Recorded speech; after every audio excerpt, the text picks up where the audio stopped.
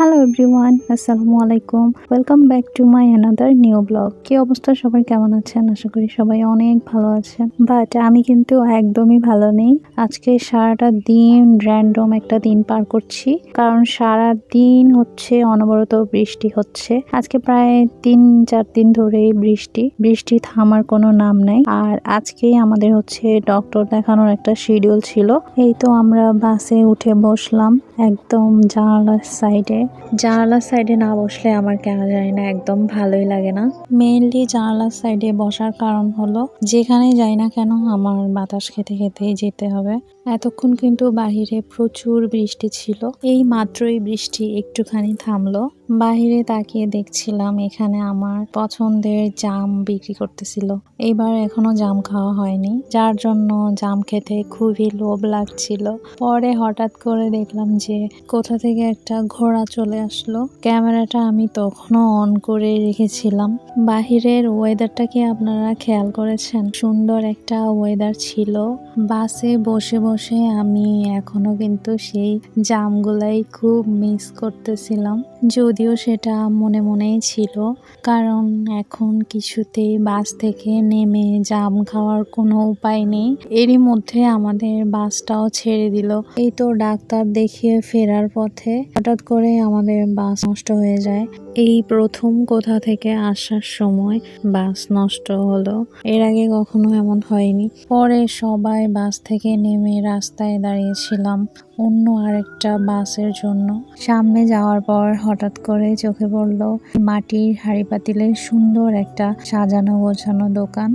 আর দোকানটাও কিন্তু একদম রাস্তার সাইডে ছিল। তেমন কিছুই না, শুধুমাত্র একটা ব্যাংক কেনার উদ্দেশ্যে যাওয়া। তো আমি সবকিছু ঘুরে ফিরে দেখছিলাম। মাটির ঢাকনা হতে শুরু করে হাঁড়ি পাতিল বিভিন্ন ধরনের জিনিসপত্র ছিল।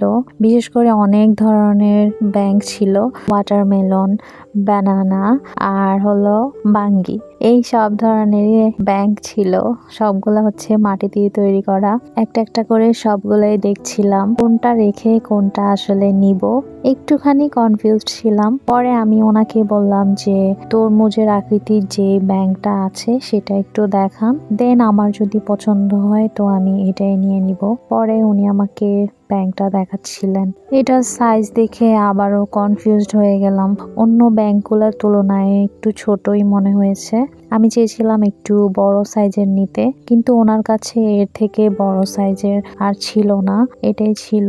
পরে ভাবলাম যে না, এত কিছু দেখে লাভ নাই, যেহেতু এটা একটু আনকমন, সো এটাই নেওয়া যাক। আর এইটার প্রাইস উনি আমাদের থেকে কত চেয়েছে জানেন? 350 টাকা, যেটা আমার কাছে একটু হাই রেঞ্জ বলেই মনে হয়েছে। এই তো পরে লাস্টে ওনার সাথে বার্গেনিং করে আমরা 300 টাকা দিয়ে এই ব্যাংকটা নিয়েছি।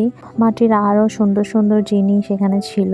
কাপ সেট ছিল, একটা কাপ আর সাথে একটা ফ্রিজ যেটার প্রাইস ছিল 200 টাকা, আর একটা পানির মগ যেটার প্রাইস ছিল 250 টাকা।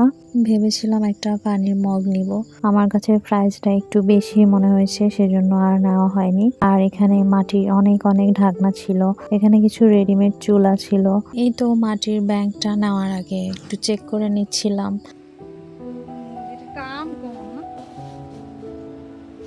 সুন্দর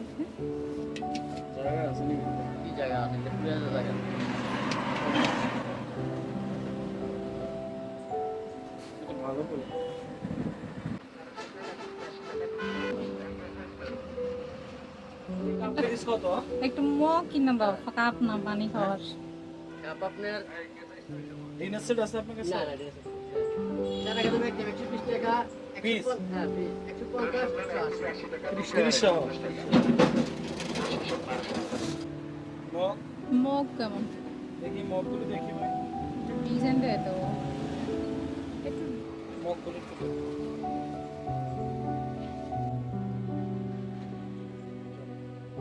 Finishing ভালো আছে, ভালো। আর অন্য ডিজাইনের এটা কত করে? 250 এটা তো অনেক দাম। এটা কালো পোড়া গেছে বেশি। আমাদের নেওয়ার কথা বলা না। আমি বেশি লাভ না ফ্রি লাভ কত লাভ করে এগুলা দেখতে দেখতে ভাই আমার প্রচন্ড ক্ষুধা লেগে গেছিল। পরে চলে আসলাম টেস্টি ট্রিটে। এখানে এসে অনেক ধরনের কেক দেখতে পেলাম।